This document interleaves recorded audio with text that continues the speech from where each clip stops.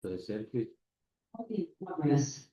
Bien, entonces, buenas tardes a todos ustedes.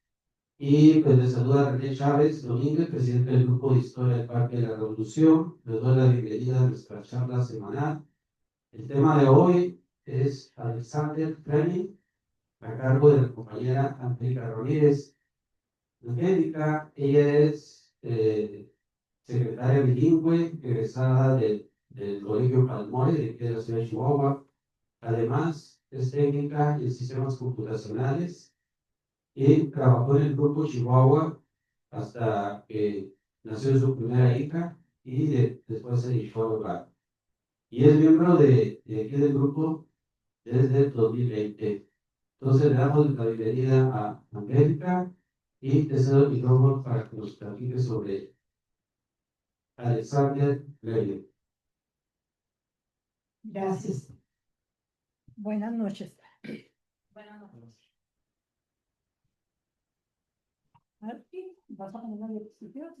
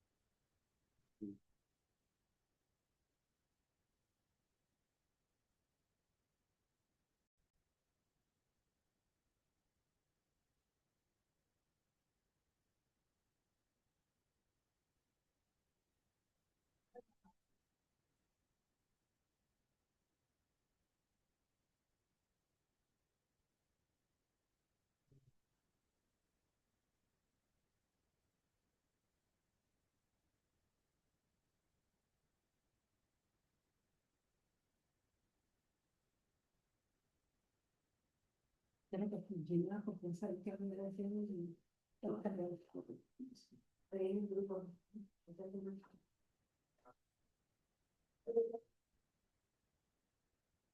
Buenas noches, vamos a empezar la plática. Y quiero dar el mérito a Gina. En conjunto hicimos esta investigación y elaboramos toda esta plática. Alexander Fleming fue un médico, científico y bacteriólogo escocés que fue conocido por descubrir la penicilina. Nació el 6 de agosto de 1871 en la granja Washfield, cerca de Dartwell, condado de Ayrshire, Escocia. Fue el tercero de 4 hijos del granjero Hugh Fleming y su segunda esposa, Grace Morton. Hugh, en el primer matrimonio, tuvo 5 hijos. Se casa por segunda vez a la edad de 59 años y muere cuando Alec tenía 27 años. Alec fue a la escuela London y posteriormente Dartmouth School. Durante 2 años, gracias a una beca,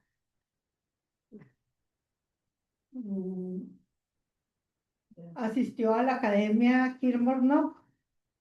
Se muda a Londres para asistir al Royal Polytechnic Institution a la edad de 13 años. Después de trabajar durante 4 o 5 años en una naviera, Se escucha bien. a la edad de 20 años recibe una herencia de un tío, con la cual ingresa a estudiar medicina a la escuela de Hospital St. Mary's. En 1906, Fleming se gradúa de médico cirujano de la escuela St. Mary's con una mención honorífica. El capitán del club de tiro, deseando retener a Fleming en el equipo, sugirió que se quedara a trabajar en el hospital.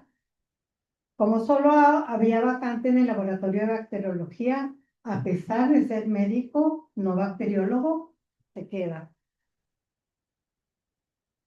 Siendo su jefe inmediato Almond Wright, un renombrado bacteriólogo. Fleming envolvía su pasión científica en un temperamento callado, a veces levemente humorista, y trascendido de poética sencillez, aspecto característico del que habría de ser el creador de la terapéutica antibiótica. Fleming sirvió durante la Primera Guerra Mundial. Trabajaba en el campo de batalla en el frente occidental de Francia. Los heridos planeaban muchos problemas inmediatos, urgentes y dolorosos. Terribles efectos de los explosivos, infecciones que la tierra y los harapos depositaban en las llagas. Los cirujanos desesperados mostraban a los bacteriólogos innumerables casos de septicemia, tétanos y sobre todo de gangrena. Cada día llegaban heridos con grandes vasos sanguíneos cortados. En poco tiempo el paciente se volvía color de ceniza, su pulso debilitado y falta de respiración. Era la gangrena gaseosa y la muerte.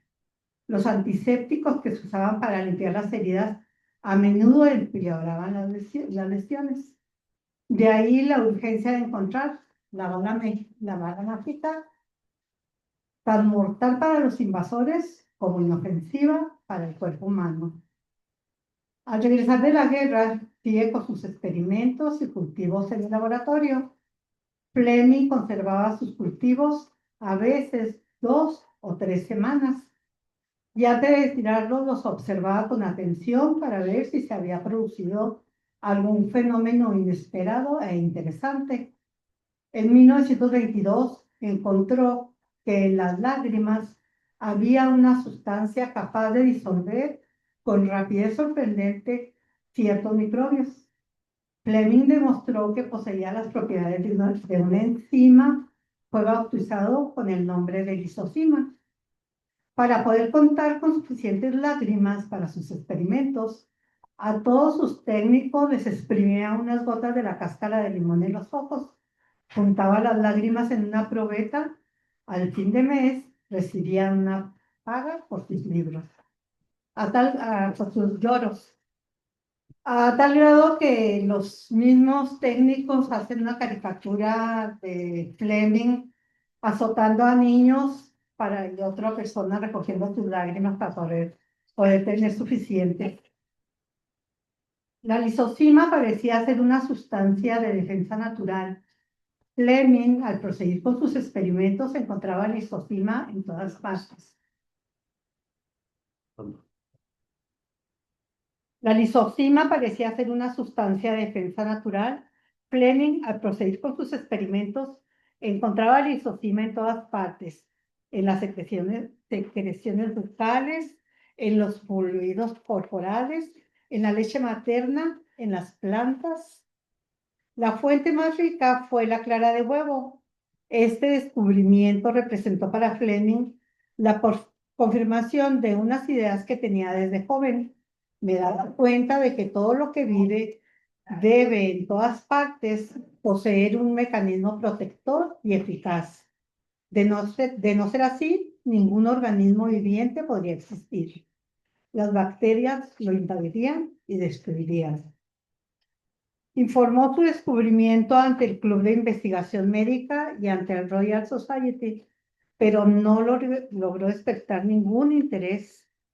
Publicó varios artículos sobre su primer descubrimiento e igual nadie prestó interés.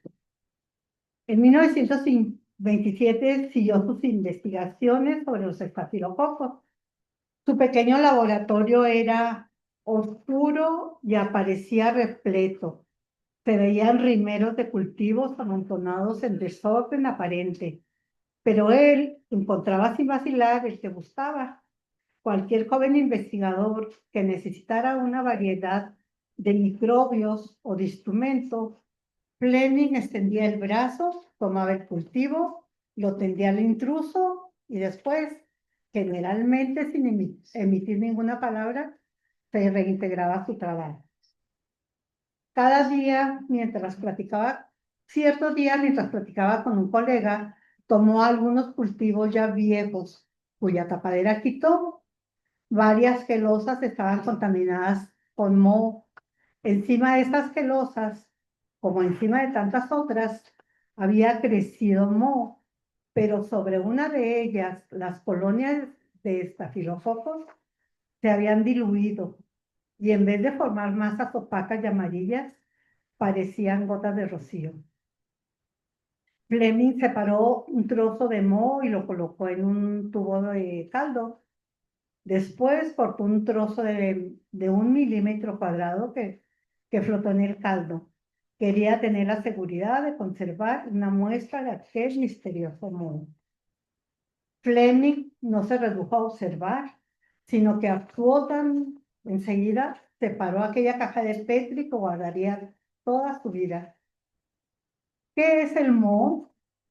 Uno de esos hongos minúsculos, verdes, marrones, amarillos o negros que crecen en los armarios o los zapatos viejos. En el origen de tales vegetaciones están las esporas más pequeñas que un glóbulo rojo, órganos reproductores que flotan en el aire. Cuando una de estas esporas cae en un ambiente favorable, germina, brota y retoña en ramas por todas partes hasta formar una masa afelpada. Fleming le dio el nombre de penicillium, trasladó su moho a un cultivo puro y descubrió que generaba una sustancia bacteriana que llamó sumo e investigó su efecto con muchos organismos. Fleming empezó a cultivar la penicillium. Obtenía cada día 200 o 300 centímetros cúbicos de la sustancia misteriosa. Después de muchos métodos practicados, encontró la manera de preservarla. Por fin pudo someter a su zumo a la prueba que ningún antiséptico había remontado, la de la toxicidad. Su alegría fue inmensa y silenciosa. Al observar que la toxicidad del filtrado obtenido era poderosamente bacteriano y nada tóxico en proporciones elevadas para las funciones leucocitarias, ahí estaba por fin el antiséptico de sus sueños. El 7 de marzo de 1929 definió su zumo como penicilina. Mientras la penicilina permanecía en el caldo, no podía ser empleada en inyecciones. Necesitaba estar pura, sin proteínas extrañas. Fleming, siendo bacteriólogo y no químico, pidió ayuda en el proceso. Para que llegara a ser pura y estable, intervinieron bastantes laboratorios químicos, pero la penicilina se desvanecía o perdía su efectividad en 2 semanas. En presencia de tanta dificultad, abandonaban la investigación. Tales abandonos se producen constantemente, ya sea por los resultados, son desalentadores, ya sea por circunstancias fortuitas. En el caso de la penicilina se dieron ambas. La sustancia poseía una inestabilidad rara. Fleming presentó su descubrimiento el 13 de marzo de 1929 ante el Club de Investigación Médica. Su plática no recibió ningún comentario. Se prestó poca atención a artículos posteriores cuando Fleming habló ante el Congreso de Microbiología, nadie le creyó. Resultaba ser patético observar a Fleming, que tenía fe en la importancia capital de una investigación y que no logra persuadir a aquellos que eran los únicos que hubieran podido conducir el buen fin. Aquí el problema que tenía Fleming es que no hablaba nada, era muy tímido y al presentarse ante las personas se quedaba completamente mudo. Eso fue uno de los primeros problemas que existió para que se descubriera rápido o se pudiera utilizar rápido la penicilina.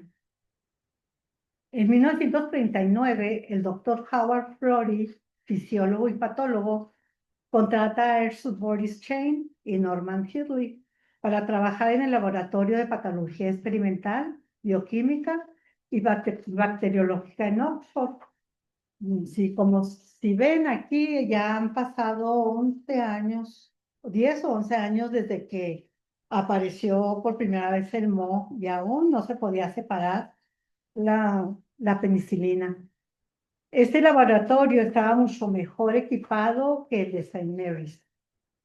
Shane se enteró de la superioridad de la penicilina sobre la lisosoma y que se habían hecho una serie de esfuerzos para extraer y purificar sin éxito. En junio de 1940, junio de 1940, iba a ser invadida Inglaterra. Por si ello ocurría, el equipo decidió salvar a cualquier precio el milagroso moho. Empaparon de líquido los forros de sus ropas. Bastaría con que uno de ellos lograra escapar, llevaría consigo esporas con que comenzar de nuevo. O sea que en 1940 aún no se sabía de dónde había aparecido el moho. Lo preservaban compartiéndolo a diferentes laboratorios para mantenerlo vivo.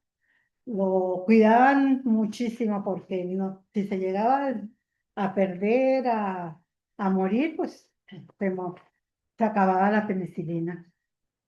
Shane sí obtuvo el presupuesto para experimentar en la purificación y extracción de la penicilina. Resulta muy largo exponer las innumerables dificultades que encontraron. Para obtener una sal de penicilina en polvo era sumamente complicado, pero es importante hacer notar que el método que utilizó la industria hasta 1946 fue la liofilización, que es una separación y captura por medio de vaporización. Demostraron que el producto purificado era 1000 veces más activo que la penicilina en bruto. El equipo de Oxford al fin poseía concentrada, estable y en parte purificada aquella maravillosa sustancia. Se publicó en The Lancet. Cuando Fleming leyó la noticia, tuvo la sorpresa más feliz y viajó a Oxford para ver su querida sustancia en estado puro.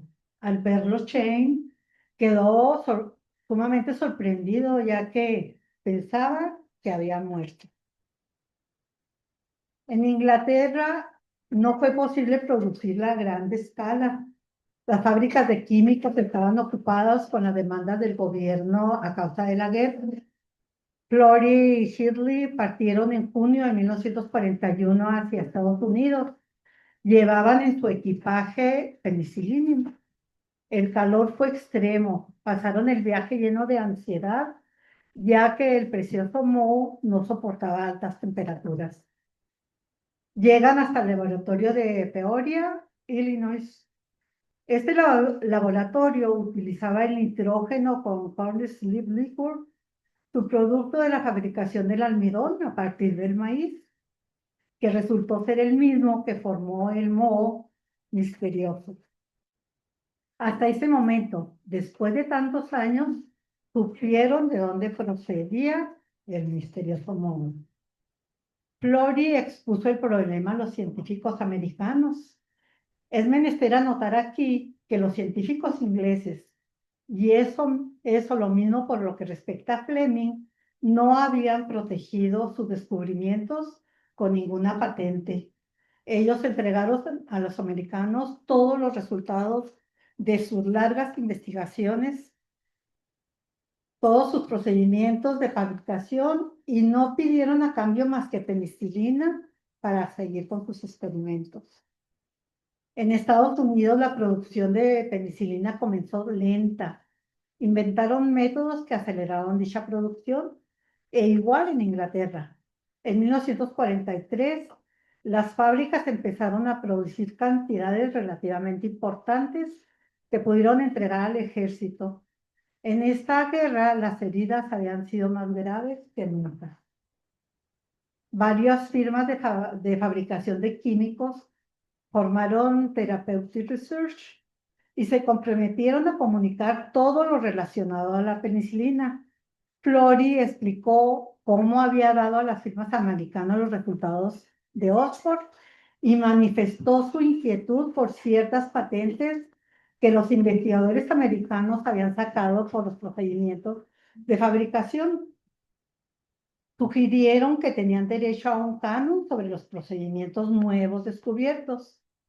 Inglaterra respondió que en el mismo momento que reclamaran derechos, ellos también exigirían por la producción, ya que la sustancia había sido descubierta en Inglaterra y que su cuantía sería exactamente el doble de lo que ellos exigían. Después de terminar la guerra, se establecieron patentes que se respetaron. Por lo que se refiere a la penicilina, quedó libre de patente y de todo derecho. Fleming, al enterarse que ciertas firmas pretendían utilizarla como marca propia, se vio obligado a intervenir personalmente. Él hizo de la palabra penicilina un término científico que pertenecía a todos. Nadie tenía derecho a acapararlo. Aún así, salieron al mercado poemas, pomadas, lociones para ojos, pastillas y cremas de belleza. Fleming, divertido, comentaba: ¿qué más inventarían? No me sorprendería que mandaran al mercado un lápiz de labios. A lo que su compañero dice que la propaganda quedaría así: bese como quiera, donde quiera, cuando quiera. Usted se librará en cualquier situación, de cualquier situación enojosa, excepto el matrimonio, si utiliza nuestro lápiz labial de labios rojo penicilina. La historia de la penicilina, pues, poseía un lado romántico. Aquella espora que entraba por una ventana y reposaba en un cultivo, aquel descubrimiento despertado en plena guerra, en el momento que podía ser más útil. De pronto, la gloria, diosa de misteriosos, de movimientos imprevisibles y rápidos, se apoderó del escocés silencioso. En julio de 1944 se nombra Sir. A partir de ahí llovieron invitaciones de todos los países para que diera conferencia. La sociedad de científicos, misma que no tomaba en cuenta el trabajo de Fleming, lo nombra Fellow of the Royal Society. Llovieron los honores. En todos los países que visitaba, lo recibían como lo que eran, un héroe. Fue elegido ciudadano de honor de Darwin. Nada resulta más delicioso ni más raro que sentirse profeta en su propia provincia, diría Fleming. En octubre de 1945 recibe el Premio Nobel de Medicina, compartiéndolo con Howard Florey y Ernest Bochet. En ciencia, nada es más sencillo que lo que se encontró, ayer, pero nada tan difícil como lo que se encontrará mañana. Tanto en Estados Unidos como en Inglaterra, la espora que trajo el viento había dado origen a una industria cada vez más floreciente. Pocos temas han interesado tanto en el mundo científico como en el profano. La penicilina, desde 1942, ha desempeñado el papel de cenicienta entre los científicos e ingenieros de todos los países anglosajones, producto de humildes modos que hasta entonces se había intentado destruir y no cultivar. De repente se ha vestido, como por milagro de fábricas, de 20 millones de dólares. Se ha visto servida por centenares de criados y acogida por charanas innumerables. Los científicos se preguntaban si al sonar las 12 aquella encantadora aparición iba a desaparecer, no dejando en sus manos más que un zapato de cristal. No obstante, sonaron las 12 campanadas y entonces las dos historias discrepan, ya que nuestra Cenicienta no huye, hace milagros. La esposa de Fleming, Sarah Marion McElroy, murió en 1949 a causa de Parkinson. Tuvieron un hijo llamado Robert, médico al igual que su padre. En 1953 contrae segundas nupcias con Amalia Bureka, bacterióloga y activista griega. Había sido su ayudante en el laboratorio desde 1936. Cierto día de febrero de 1955, Fleming sintió un repentino malestar, vómito súbito y algo de fiebre sin motivo aparente. No quiso molestar a ningún amigo médico. La señora Fleming quiso tomar el pulso. Su brazo estaba frío. Sí, estoy helado y cubierto de sudor. Y no sé por qué siento este dolor en el pecho. Tu voz sonaba extrañamente sosegada y seria. De repente, su cabeza se inclinó hacia adelante. Alex Fleming había muerto. En un supremo esfuerzo de pasar inadvertido, por un delicado deseo de no molestar a nadie, por una firme voluntad de negarse a cualquier prioridad, el hombre que había dado a la medicina su arma más eficaz contra la muerte, murió en el corazón de Londres, sin asistencia médica. Murió como él hubiera escogido morir, en plena felicidad, en plena posesión de sus fuerzas, con pleno dominio de su inteligencia. Murió como había vivido, discreto, estoica y silenciosamente. Un discurso en su funeral dice: su elección de una profesión, después un hospital, su encuentro con Almond Wright, su paso por la bacteriología, la clase de trabajo que efectuó allí, el efecto inesperado de una lágrima, la caída imprevisible de una espora, todos los acontecimientos no pueden ser debidos solo a la suerte. Nosotros podemos ver en cada recodo el dedo de Dios, mostrando la dirección que debe tomar esta carrera. El hombre genial es egocista, cuando, como sucede a veces, es modesto y sencillo, el mundo se inclina a subestimarlo. Sir Alex Fleming era un genio de esta especie rara. Ahora, es cierto, su gloria es universal. Durante su vida en su propio país, sus méritos se reconocieron de mala gana. Quizás, en efecto, si se le hubiera hecho justicia antes, si menos reticente hubiera hablado alguna vez, y que, a pesar de sus silencios, él fue el que alcanzó la meta. Contemplando el hermoso cielo otoñal de Launchfield, aquellos vastos horizontes, aquellas colinas de límites largos y suaves, se piensa en la alta indiferencia respecto a las pequeñeces de la vida. Los sentimientos, mezcla de fuerza y humildad, formaron a Fleming aquellas soledades. Hay un destino que labra nuestros fines, por mucho que nosotros lo planeemos. Cada uno de nosotros podemos contemplar nuestra carrera pasada y preguntarse, ¿qué hubiera sucedido si hubiera hecho una cosa distinta en la hecha? En cualquier momento nos encontramos entre dos caminos. Tenemos que coger uno sin saber dónde conduce el otro. Puede ocurrir que nunca lo sepamos. Fleming escogió el buen camino y el destino, a fin de cuentas, se le mostró benévolo. Gracias.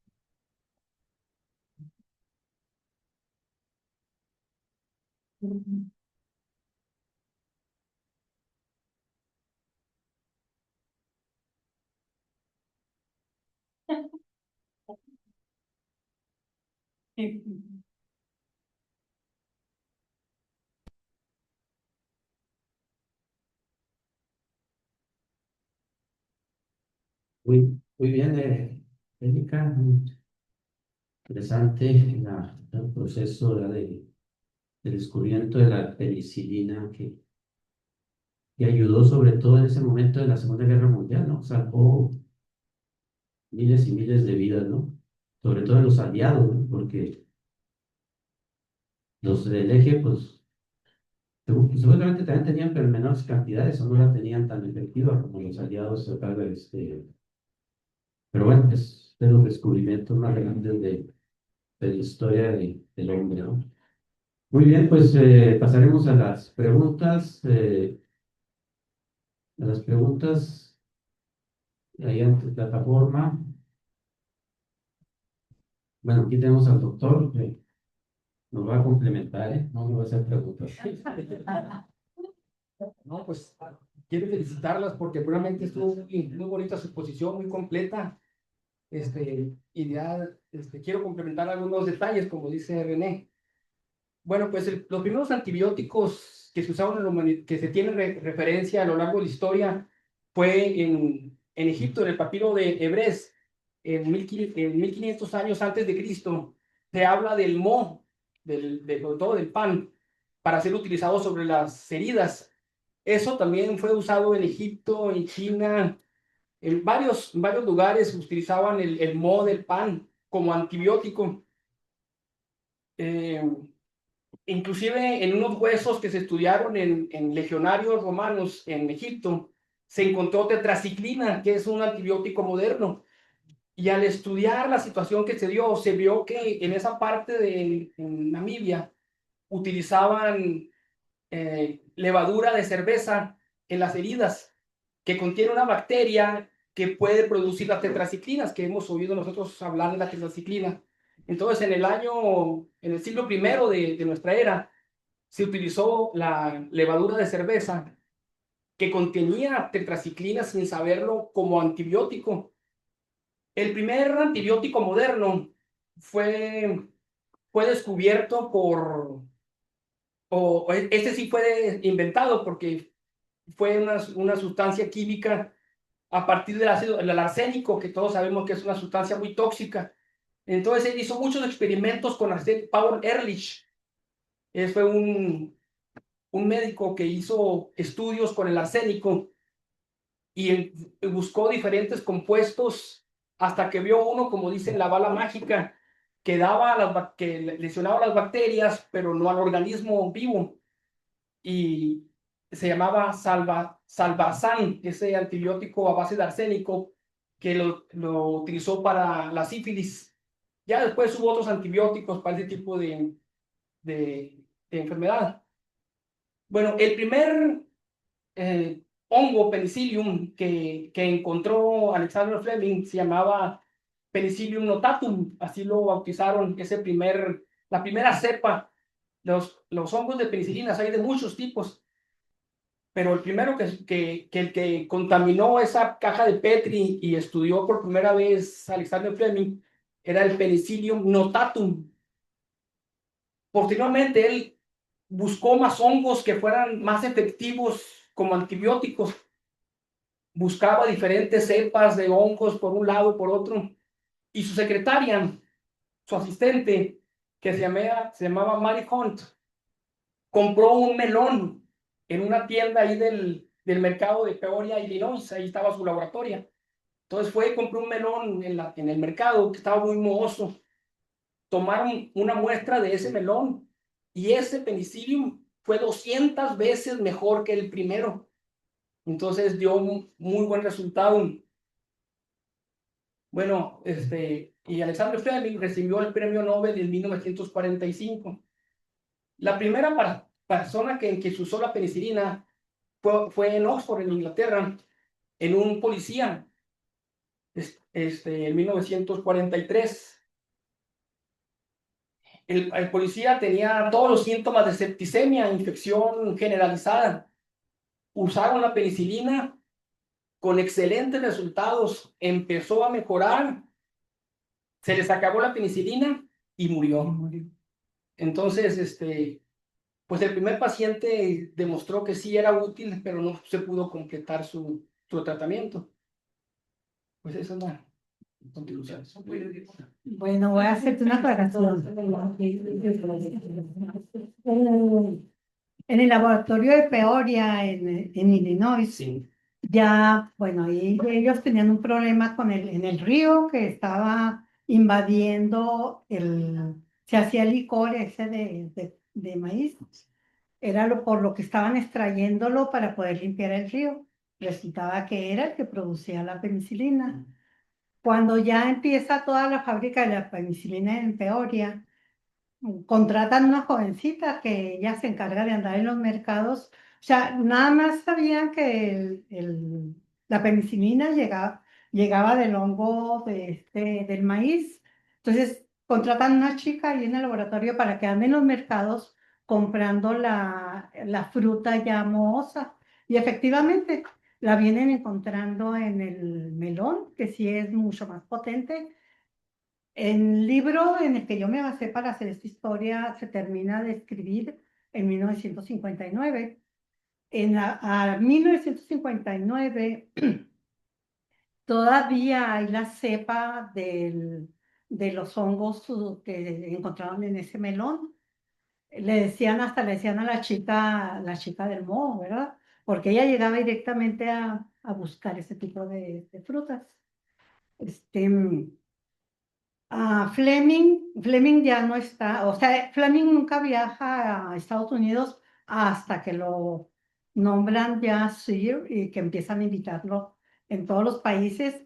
Cuando llega a Estados Unidos a visitar, ¿verdad? Por invitación de ellos, la farmacéutica Pfizer lo invita a ver su laboratorio, ya estaba la producción de penicilina en todo su apogeo. Entonces, al saber que va a llegar Fleming a ver el laboratorio, lo pulen, lo limpian, y lo desinfectan y todo, de cualquier manera ya era mucha asepsia la que se usaba en ese laboratorio. Entra Fleming y dice, pues yo en un laboratorio así como este no hubiera encontrado la penicilina. Ahora, siempre se ha manejado que fue por suciedad del laboratorio de Fleming que cayó la espora del hongo y se empezó a propagar, ¿verdad? No, no, no. Sí tenía un desorden tremendo, pero era su manera de trabajar. No sabían de dónde había llegado, cómo había caído el moho ahí, hasta que se enteran que es de esa parte, ¿verdad? De esa manera. Y cuando Fleming descubre la penicilina y que le empieza a reproducir él, se forma una sustancia primero negra, pasa por varios colores hasta que queda amarilla. Ese líquido lo filtra Fleming y se ayuda por medio de una bomba de bicicleta. Es que estaban totalmente así rústicos totalmente. Entonces, él se encarga de filtrar el líquido, lo utiliza primero hacen los experimentos con ratas, con gatos, no lo prueban en humanos por un detalle que había ocurrido con unas vacunas, ¿verdad? Que habían matado a 40 niños al inocularles una vacuna contaminada con estreptococos. El caso es que se restringe mucho el uso de nuevos productos en humanos hasta que empieza Fleming a filtrar y todo y empieza a utilizarlo en heridas. Nada más superficial era cómo se aplicaba, ya después pasa lo del policía, simultáneamente curan a otros dos pacientes. También se le inyecta a un niño que estaba en estado de coma y lo mejoran, ¿verdad? Desafortunadamente ocurre un accidente con el niño que se le revientan unos vasos sanguíneos y muere, también el niño muere. Bueno, la producción de la penicilina antes de que se industrializara era muy lenta, entonces siempre tenían poca producción. Un amigo de Fleming se enferma, pues ya no recuerdo qué, ¿verdad? Pero es necesario tratarlo con penicilina. Llega al laboratorio de Oxford y le dice que pues si le permiten algo de penicilina para poder tratar a su amigo, le dan toda la reserva de penicilina que tiene en ese momento. Están en plena guerra. Y empieza a atender a su amigo. Y sí, mejora, y luego pues, de repente tiene una caída. Entonces él le hace unos estudios y ve que en la orina no hay nada de penicilina y toma la decisión de hacerle una punción lumbar. O sea, si no le hacía la punción, moría. Si le hacía la punción, podía salvarse o moría, ¿verdad? De cualquier manera. Se arriesgan, se la inyectan y lo mejor, si se alivian el amigo en poco tiempo. Y así hay una serie de casos hasta que, pues, bueno, la logran purificar, logran contener la sal y ahí ya se vino todo el milagro. Tenemos a Héctor Iván y luego aquí a Manuel. Sí. Adelante, Héctor. Más que hacer algún comentario histórico o agregar, bueno, la penicilina pues, es responsable en gran medida de la cantidad de población mundial que hay en la actualidad, ¿verdad? De la densidad demográfica del planeta. Gracias a ella hay las cantidades de gente en el mundo que hay, ¿no? En gran medida. Más que todo es una anécdota. En el caso de mi familia, el hermano de mi mamá, que todavía, él sí todavía vive, en los años, todavía era muy escasa y tuvo pleuresía, que es tiene un componente infeccioso en los pulmones, entonces en ese periodo, 50, era muy probable que falleciera. Entonces, lo que los salvó fue que el hermano de mi abuelo trabajaba, se llamaba entonces Servicios Coordinados, que básicamente era Secretaría, lo que sería ahora la Secretaría de Salud, o parte de la Secretaría de Salud, y él la consiguió. Entonces, eso fue lo que le salvó la vida. Entonces, más o menos en ese periodo, todas esas generaciones, gran medida, gracias a la penicilina, pues empezó ya de tener una mortalidad infantil que se iban la mayoría de los hijos, pues empezaron a sobrevivir los 10 que tenían todavía en esa época, ¿no? Y eso es en parte lo que generó la población. En el caso de mi familia, pues eso, por eso sobrevivió la hermana mía. Muy bien, Héctor. Tenemos a Manuel Salcido por acá. Sí, buenas noches.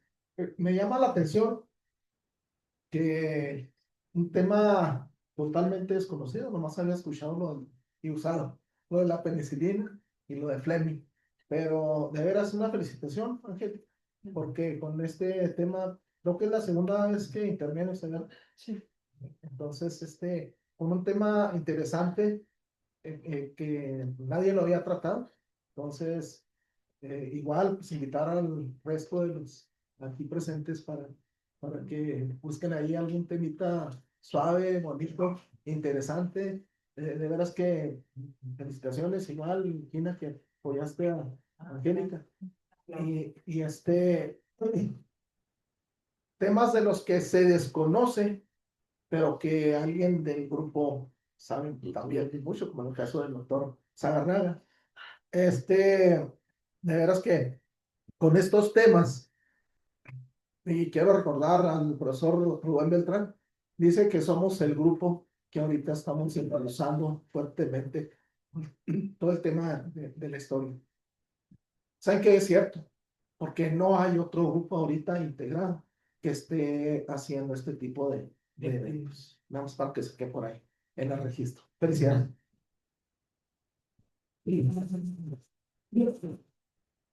Quiero agregar que me basé el libro del escritor André, es el biógrafo, André Marus.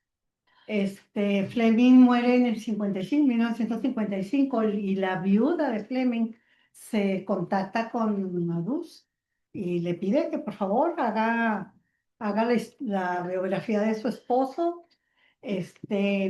Maurus tiene la suerte de entrevistar a todos los compañeros, porque estaban todos vivos, ¿verdad? Los compañeros, la viuda le da mucha información, o sea que es totalmente fidedigno los datos que acabo de darles.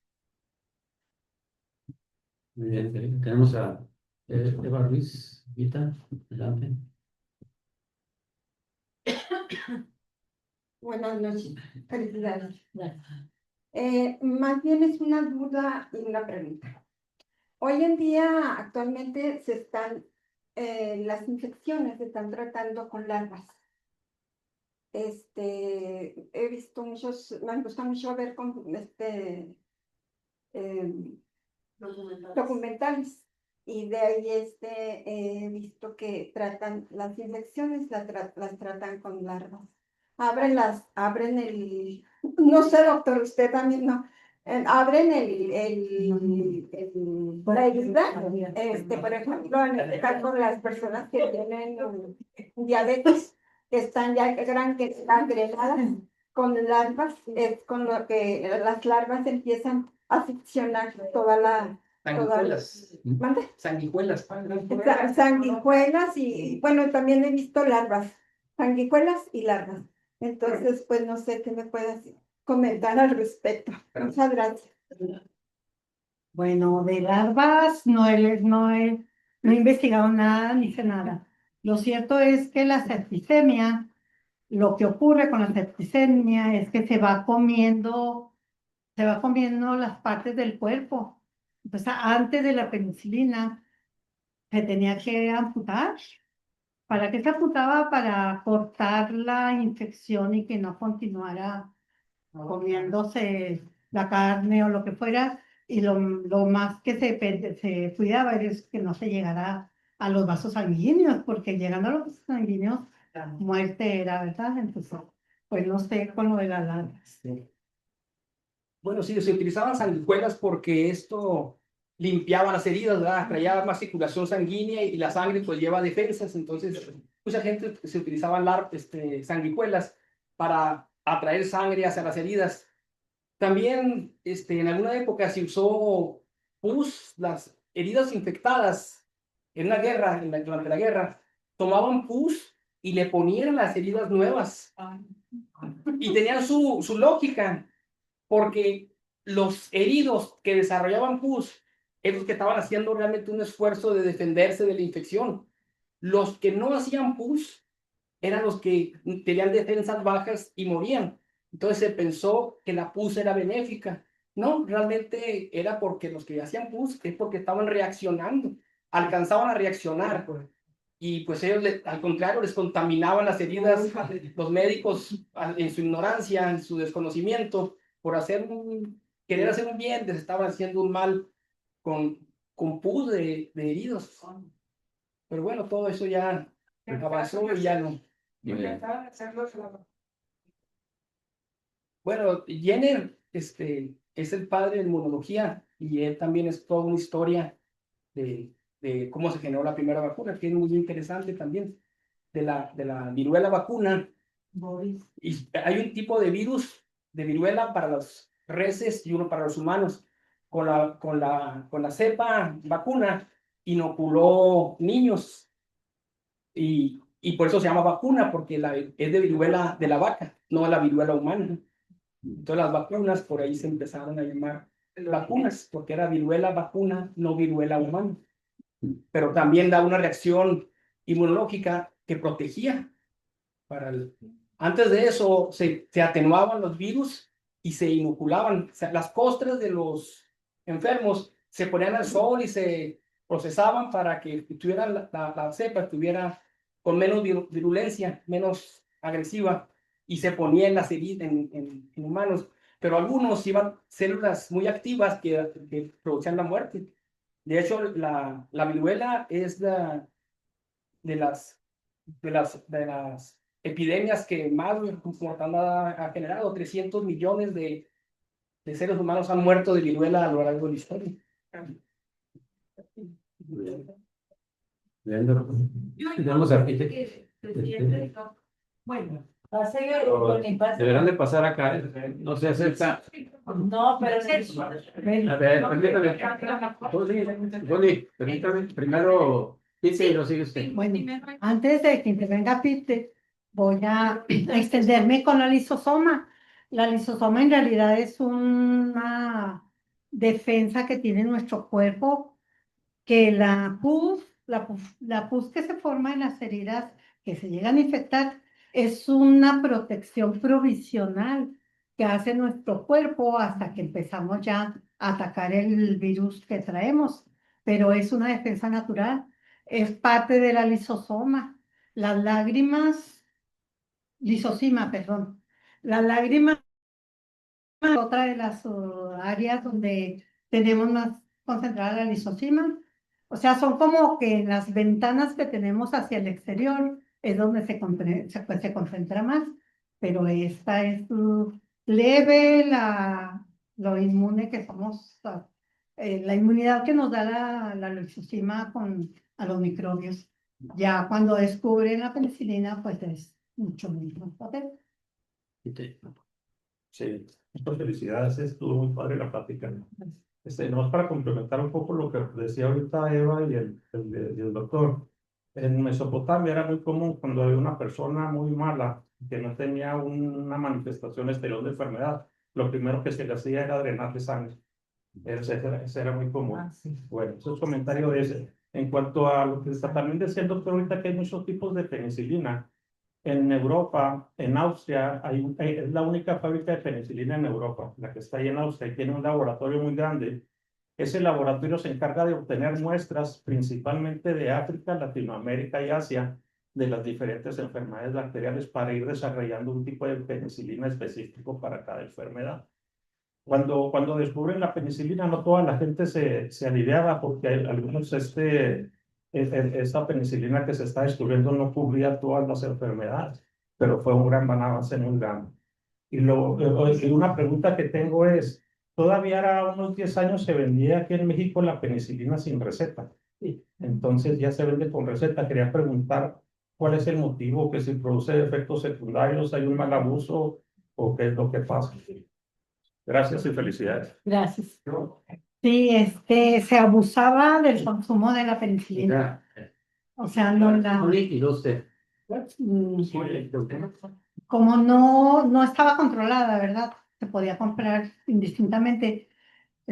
Nos la tomábamos así sin más ni más. Entonces estaba haciendo inmune los microbios de nuestro cuerpo. Se estaban haciendo inmunes a la penicilina. Resistencia, sí. O sea, estaban formándose resistencias contra ciertos microbios. Entonces, bueno, va a llegar un momento en que ya la penicilina no va a servir, ¿verdad? Porque ya todo el mundo va a ser resistente a ella. Fue por la razón por la que se dio la receta. Y sí, ya se hizo un abanico de penicilinas. Ahora ya se puede especificar, esta penicilina va para este tipo de infección, esta para este otro tipo de infección y así. Y es la potencia, igual. También la potencia varía mucho dependiendo de la infección, del grado de infección que hay. Bueno,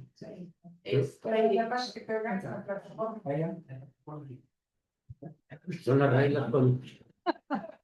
Soy famosa, grita. Ya eres. Oiga, sí, precisamente lo que menciona Angélica y Angie, muchas felicidades, muy interesante.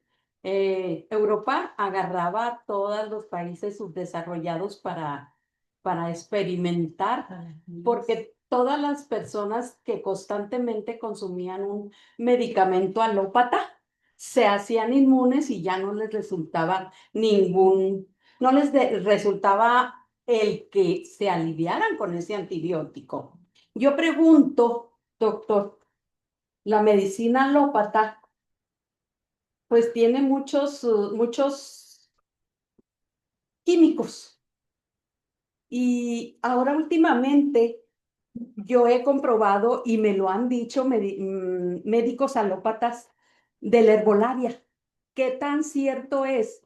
Y yo puedo decir nombres, ¿verdad? Este te sirve para infecciones, este te sirve para riñones, este te sirve para esto. Y hay mucho medicamento y ciertamente que la herbolaria lo alimenta y lo cura. Porque dicen los doctores, es que tú no sabes por qué nos dicen el 111. Le dije, no, doc.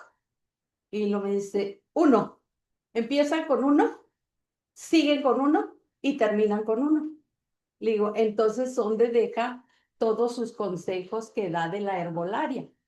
Y me dice, acéptala, me dijo el médico alópata, porque la alopatía es la que te envenena. ¿Qué tan cierto es, doc? Que te haces constantemente adicto a un medicamento alópata. No sé qué respuesta nos dé el doctor, ¿verdad? Es consulta. Bueno, Toda consulta causa honorarios, ¿eh?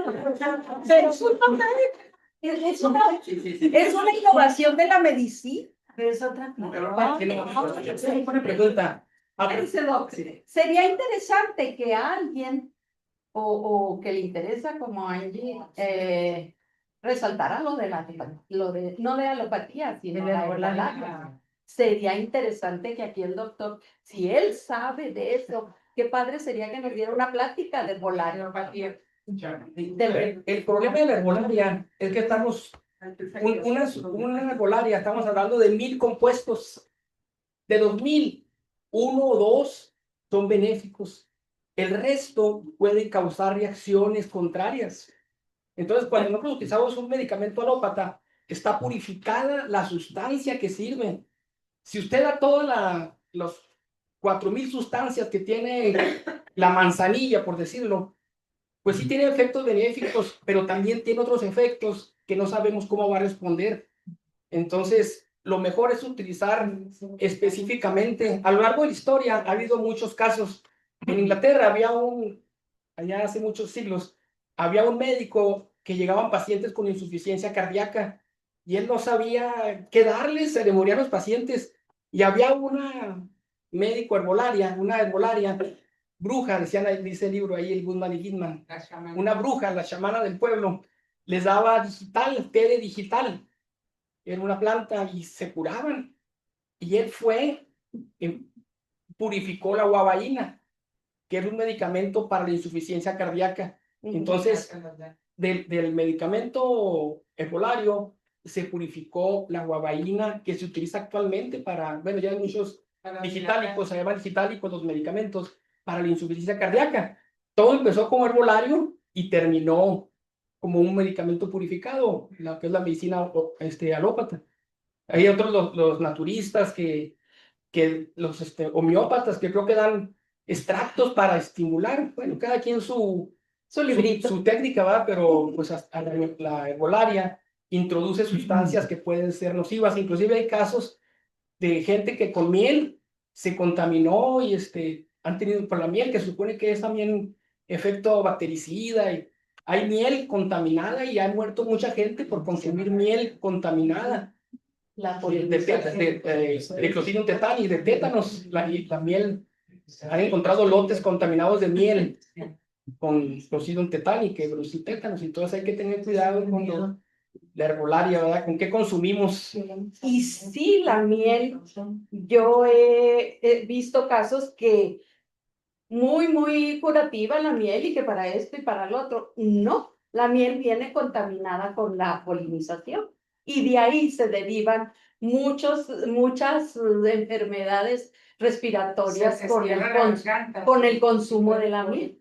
Tiene que, y automáticamente una miel que te venden nunca pasa por laboratorio ni nada, ¿verdad? Así es que no sabe uno. No son medicamentos controlados. Es a favor o en contra, porque se dice que la herbolaria es muy medicinal, pero ¿de qué hacen la medicina alópata?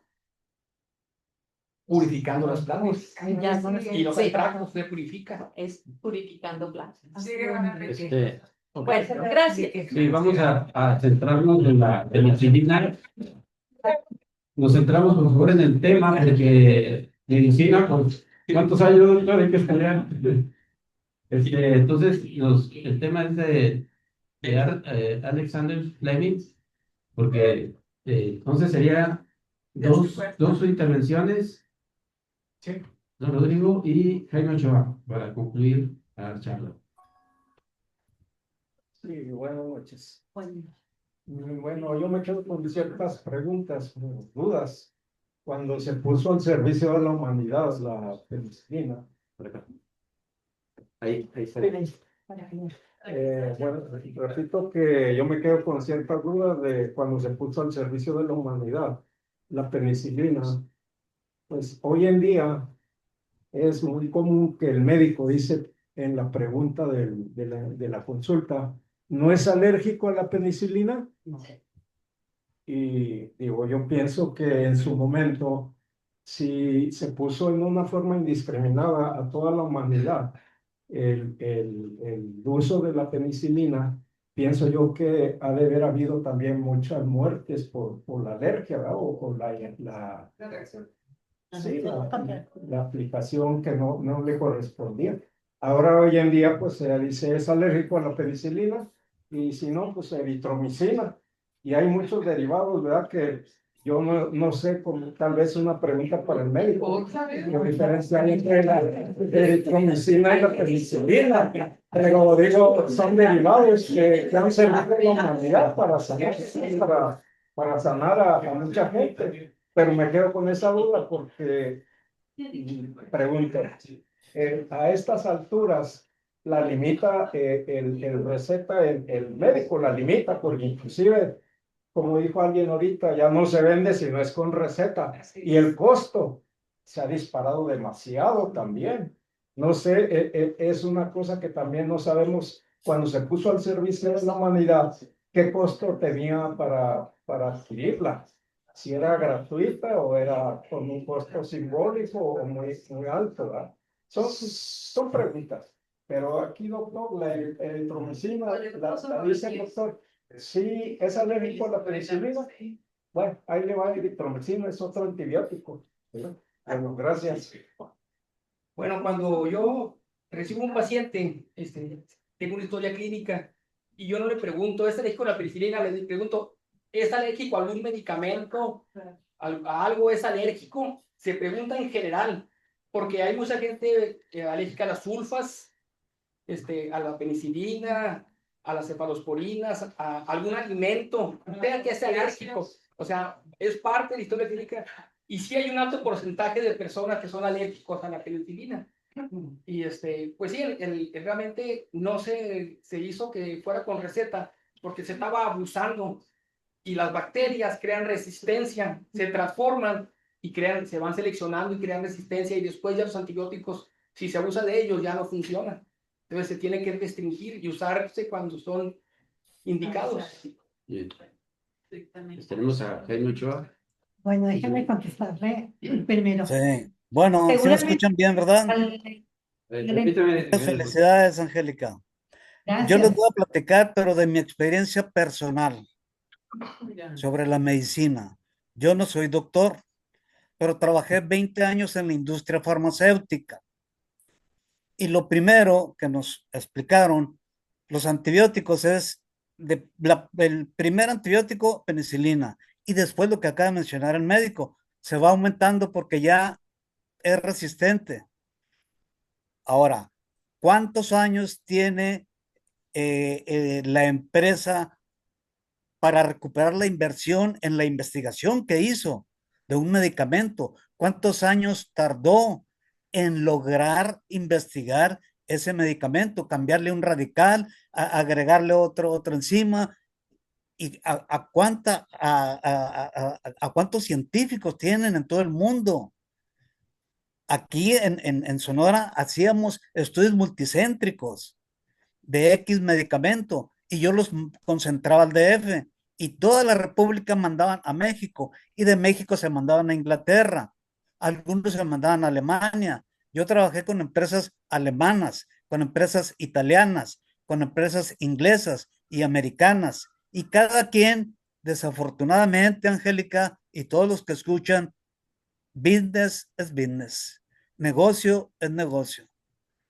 Y la medicina, desafortunadamente, no, voy a consulta y un médico me dice, todo lo que te recetaron, bórralo, ahora yo te voy a dar. ¿Por qué? Porque vienes a mi consulta. Yo te tengo que cobrar mi consulta. Entonces vas a tomar lo que yo te estoy prescribiendo. Lo que te recetó el doctor anterior, ya no lo consumas, déjalo. Fueron 20 años. Y pues desafortunadamente suceden muchas cosas en la medicina. No voy a hablar de más porque ahí están los médicos, pero vi tantas cosas en la medicina, mucho de lo que uno ni se imagina, Angélica, ni se imagina lo que puede suceder en la medicina. Urge la cirugía, pero ya eso es de urgente. Una experiencia personal, un hermano llegó de Chihuahua, de Gómez Farías, Chihuahua. Llegó aquí a Obregón Y según yo era mi amigo, vete, te voy a llevar con mi amigo, no voy a decir nombres ni nada, un especialista. Lo llevé a su casa, lo revisó, pero mi carnal traía esclavas de oro, traía reloj de oro, traía un torsal, y no, el médico yo veía que le cambiaron los ojos, le cambió la vista. Y a todos nos ofreció una limonada y a él dijo, no, no, no, a ti no, no, no, no, no, no, no, no, nos puede decir mentiras el laboratorio y ahorita inmediatamente hay que irnos a hacerte examen de laboratorio y le vi desafortunadamente el signo de pesos.